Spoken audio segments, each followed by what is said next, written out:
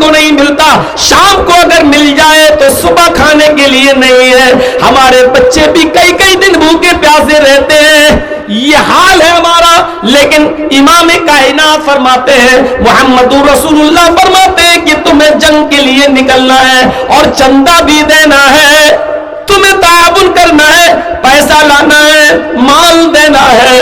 اب کوئی یہ نہیں کہہ رہا ہے اللہ کے نبی ہمارے پاس ہے ہی کیا ہے, استطاعت کے مطابق سب اپنے اپنے گھروں میں جا رہے ہیں, کچھ نہ کچھ دینا ہے, جو حیثیت ہوگی وہ دیں گے. سب لگ گئے چندے کا انتظام کرنا ہے اس غزوے کے لیے جس کا اعلان کیا گیا ہے غزوہ تبوک میں جانے کے لیے. اور غزوہ تبوک کوئی معمولی جنگ نہیں تھی. جس بستی میں موجود ہیں اس بستی میں جنگ نہیں ہونا ہے. تقریباً یہاں سے 1200 کلومیٹر دور, تقریباً یہاں سے 1200 کلومیٹر دور, یہاں سے دلی کے برابر.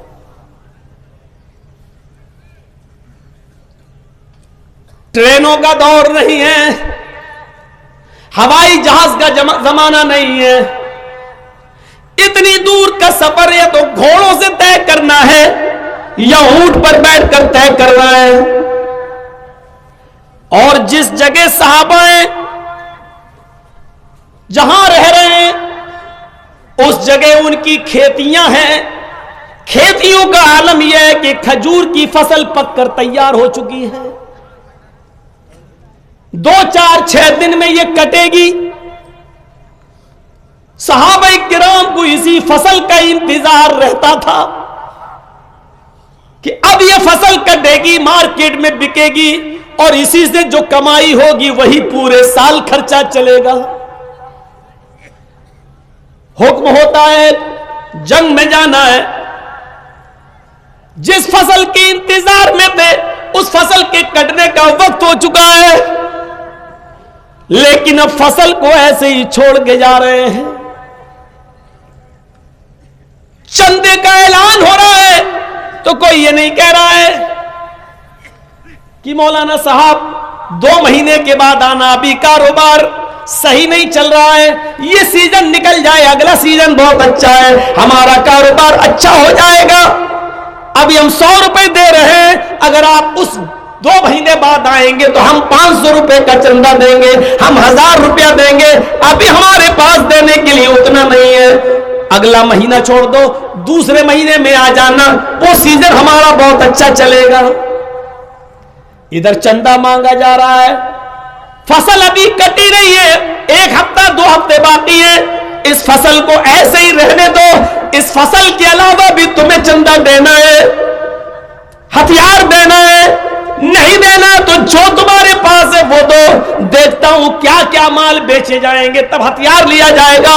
کس مال سے گھوڑے خریدے جائیں گے, اونٹ لیے جائیں گے, ہمیں تلواروں کی ضرورت ہے, ہمیں ڈھال کی ضرورت ہے, ہمیں نیزوں کی ضرورت ہے, ہمیں تیروں کی ضرورت ہے, ہمیں تمام چیزوں کی ضرورت ہے. غور کیجئے 1200 کلومیٹر دور بھی جانا ہے, ادھر فصل پک کر تیار ہے کھجور کی, یہ کٹیں گے, مارکیٹ میں بکیں گے, تب جا کر میرے پاس خرچہ آئے گا, تب وہ خرچہ بھی ہمیں 1 سال تک چلانا ہے. اسی معیشت پر پورا سال کا خرچہ منحصر ہے, پورے سال کی ہمارا پورے سال کا خرچہ اسی معیشت پر منحصر ہے, اسی فصل پر منحصر ہے.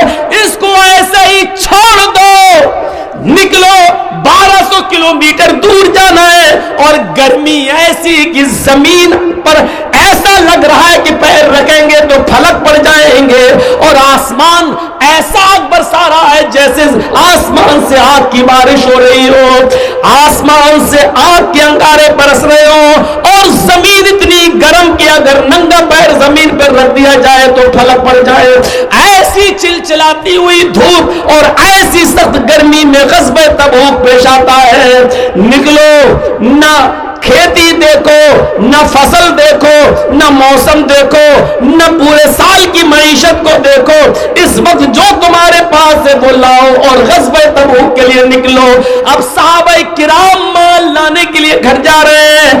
اب سوچتے ہیں کہ ہم کتنا مال لائیں کہ فلاں سے ہم نیکی میں آگے بڑھ جائیں, ہم کتنا دیں کہ فلاں سے ہم آگے بڑھ جائیں, ہم اپنے گھر سے کتنا لائیں کہ آج ہم فلاں سے آگے بڑھ جائیں. لوگوں اپنے رب کی مغفرت کی طرف دوڑو.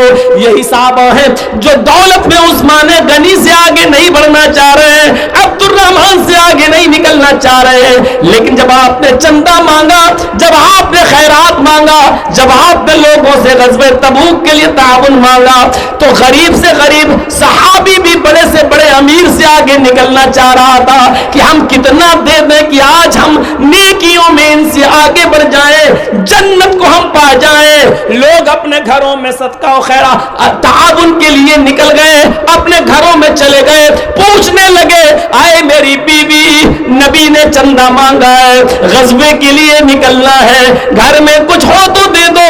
آپ کو آج ایک مثال دیتا ہوں, آج حضرت عمر فاروق بھی کچھ لانا چاہتے ہیں, آج ابو بکر صدیق بھی کچھ لانا چاہتے ہیں. لوگوں کی نظریں عثمان غنی کی طرف ہے, ہم جتنا لائیں گے دیں گے, عثمان غنی ہم سے 10 گنا دے دیں گے, ہم سے 20 گنا دے دیں گے.